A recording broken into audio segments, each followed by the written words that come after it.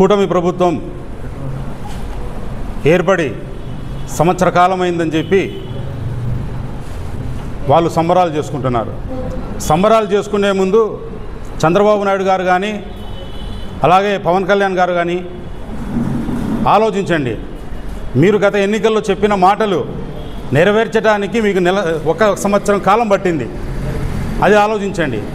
మీరు గతంలో 2023 ఎన్నికల ప్రచారంలో ఇదే ఈరోజు మీరు ప్రవేశపెట్టిన తల్లికి వందనం అంటే వైఎస్ఆర్ కాంగ్రెస్ పార్టీ ప్రభుత్వంలో అమ్మఒడి దాని గురించి ఎన్ని మాటలు మాట్లాడినారు మీరు. 15,000 అని చెప్పి 2,000 జగన్మోహన్ రెడ్డి ఖాతాలోకి పోతుంది, 13,000 తల్లులకు ఇస్తున్నారని చెప్పి కామెంట్ చేసిన వాళ్ళు మీరు. ఈరోజు ఏం జరుగుతుంది? ఈరోజు మీరు చేస్తుండేది 15,000 వేశారా? తల్లికి వందనం పేరు మీద 15,000 వేశారా? సంవత్సర కాలం టైం తీసుకొని అదే తల్లులకి మీరు 13,000 వేస్తున్నారు. ఇక్కడ ఇంకొక విషయం గమనించండి. వైఎస్ఆర్ కాంగ్రెస్ పార్టీ ప్రభుత్వంలో జగన్మోహన్ రెడ్డి గారి ఆలోచనలో పుట్టినదే అమ్మఒడి.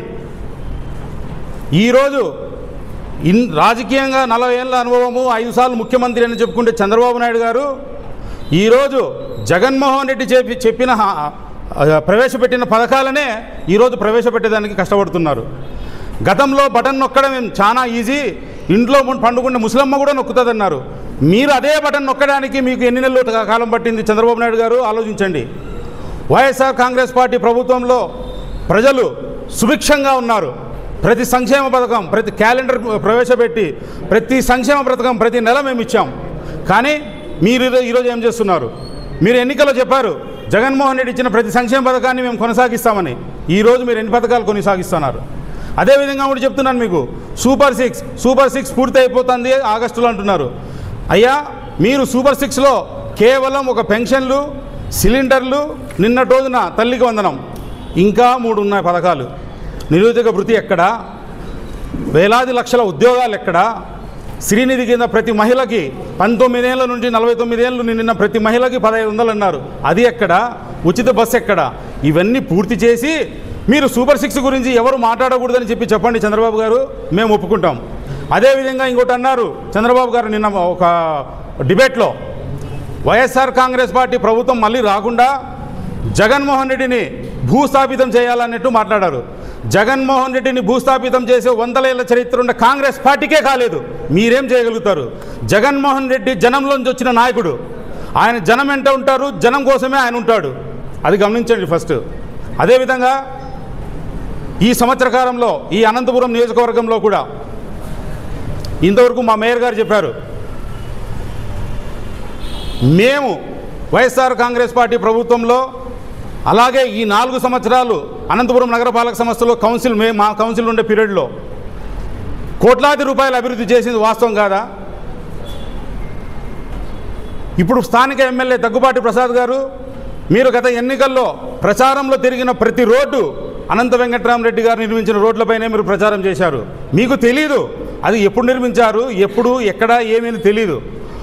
ఎక్కడికి వెళ్ళినా మీరు రొటీన్గా అభివృద్ధి జరగలేదు, ఒక గంప ఇసుకే లేదు, ఒక కాలువ తీయలేదు, సిల్ట్ తీయలేదు అంటారు. మేము చెప్తే నిజమో కాదో మీకు అర్థం కాదు. అనంతపురం నగరపాలక సంస్థలో ఉండే కార్మికులను అడగండి, అయ్యా మీరు ఊడ్చే రోడ్లు ఎప్పుడేశారు, అయ్యా మీరు తీసే కాలువలు ఎప్పుడేశారు, ఈ పాలకవర్గంలో వేశారా, ఈ 5 ఏళ్ల కాలం వైఎస్ఆర్ కాంగ్రెస్ పార్టీ ప్రభుత్వంలో వేశారా అని చెప్పి అడగండి. మీరేం చేసినారు? మీరు వచ్చిన కేవలం ఈ 12 నెలల కాలంలో ఒక అభివృద్ధి అంటే కూడా మీరు చెప్పుకునేదానికి ఒక్కటి లేదు. కేవలం ఎన్ఆర్జీఎస్ ఫండ్ కింద 2 కోట్ల రూపాయలు మాత్రమే తెచ్చారు. మీరు ఈరోజు చేసే ప్రతి శిలాఫలకం కానీ, ప్రతి పని కానీ, ప్రతి పూజ చేసేది కానీ వైఎస్ఆర్ కాంగ్రెస్ పార్టీ ప్రభుత్వం ఉన్నప్పుడు ఆమోదింపబడినది. ఆ రోజు ఎన్నికల కారణంగా నిలిపివేయబడిన పనులు ఈరోజు మీరు కొనసాగిస్తున్నారు. నేను ఒకటే మీకు చెప్పదలుచుకున్నాను, మీరు గతంలో కూడా చెప్పారు వైఎస్ఆర్ కాంగ్రెస్ పార్టీ వాళ్ళకి, పాలక వర్గానికి, అప్పటి ఎమ్మెల్యే అనంత వెంకటరామరెడ్డి గారికి శిలాఫలకాల్లో పేర్లు వేసుకునే దాని మీద ఉండే ఇంట్రెస్ట్ డెవలప్మెంట్లో లేదని. ఆ మాట చెప్పేదానికన్నా మీకు అర్థమవుతుందా? మేము పబ్లిసిటీ కోసం పరిగెత్తలేదు, అభివృద్ధి కోసం పరిగెత్తాం. మేము ఇప్పుడు ఒక ఎగ్జాంపులే చెప్తాను, లైవ్ ఎగ్జాంపుల్ చెప్తాను మీకు. ఈ బళ్ళారి బైపాస్ రోడ్డు, బళ్ళారి పంగల్ రోడ్ నుంచి బళ్ళారి రోడ్డు వరకు వేసిన రోడ్డు దాదాపు 300 కోట్ల పైన చిలుకుతో ఖర్చు పెట్టి చేసిన పని అది. దానికి మేము శిలాఫలకం వేసుకున్నామా? పబ్లిసిటీ పిచ్చి మాకునింటే ఎప్పుడో చేసుకునిండు. మీరు లాస్ట్కి సీఎం రిలీఫ్ ఫండ్ ఇస్తే కూడా పబ్లిసిటీ చేసుకుంటున్నారు. మేము కోట్లాది రూపాయలు సీఎం రిలీఫ్ ఫండ్ ఇచ్చినాం, కానీ ఏ రోజు మేము పబ్లిసిటీ చెప్పలేదు. ఎందుకు తెలుసా? మేము ఒక మధ్యతరగతి పేదలకు ఇస్తున్న సీఎం రిలీఫ్ ఫండ్కు సంబంధించినది గోప్యంగా ఉండాలని చెప్పి మేము చేశాం, కానీ మీ మాదిరి 1000 రూపాయలు ఇచ్చినా కూడా పబ్లిసిటీ చేసుకోలేదు.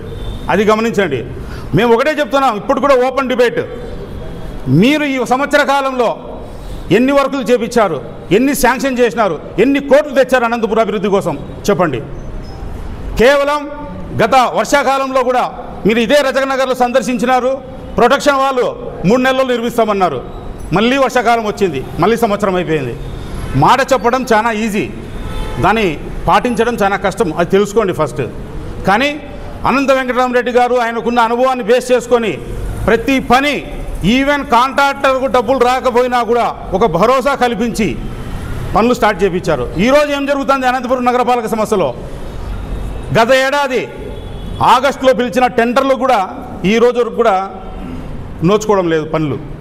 ఎందుకది? మీ నిర్లక్ష్యమా? కమిషన్ నిర్లక్ష్యమా? కాంట్రాక్టర్లకు మీరు భరోసా ఇవ్వలేకపోతున్నారా? కేవలం లేకపోతే మీరు దానికి గ్రీన్ సిగ్నల్ ఇస్తే కానీ పనులు స్టార్ట్ కావా? ఖచ్చితంగా చెప్పాల్సిన అవసరం ఉందని చెప్పి నేను తెలియజేస్తున్నాను. అదేవిధంగా మీరు పోటీ పడండి. గతంలో అనంత వెంకటరామరెడ్డి గారు అనంతపురం ఏ విధంగా అభివృద్ధిలో పరిగెత్తించారు, ఆయనకు మించి నేనేమైనా చేయగలుగుతానని ఆ రకంగా ఆలోచించండి తప్ప మేము చేసిన దాన్ని చేయలేదని మాత్రం చెప్తే ప్రజలు కూడా ఎవ్వరు కూడా దాన్ని యాక్సెప్ట్ చేయరు. మీ జ్ఞానం ఎంతవరకు ఉందని చెప్పి వాళ్ళు కూడా ఆలోచిస్తారని చెప్పి మీకు తెలియజేస్తున్నాను. ఇప్పటికి కూడా అనంతపురం నగరపాలక సంస్థలో కోట్లాది రూపాయలకు సంబంధించిన వర్కులు పెండింగ్లో ఉన్నాయి, ఆగిపోయాయి. దాన్ని కొనసాగించమని చెప్పి కోరుకుంటున్నాను. అదేవిధంగా చివరికి ఒక మాట చెప్తున్నాను, అభివృద్ధికి ఈ పాలకవర్గం ఆటంకం కాదు. అభివృద్ధికి మేము ఖచ్చితంగా ముందుంటాము. మీరు అభివృద్ధి చేయండి, మా టర్మ్ మేము ఖచ్చితంగా మీ వెంటబడి ఉంటాము. అభివృద్ధి చేయకుండా ఆచితూచి ఏదంటే అది మాట్లాడితే మాత్రం ఒప్పుకుంటే ప్రసక్తే లేదు అని తెలియజేస్తున్నాను. Thank you.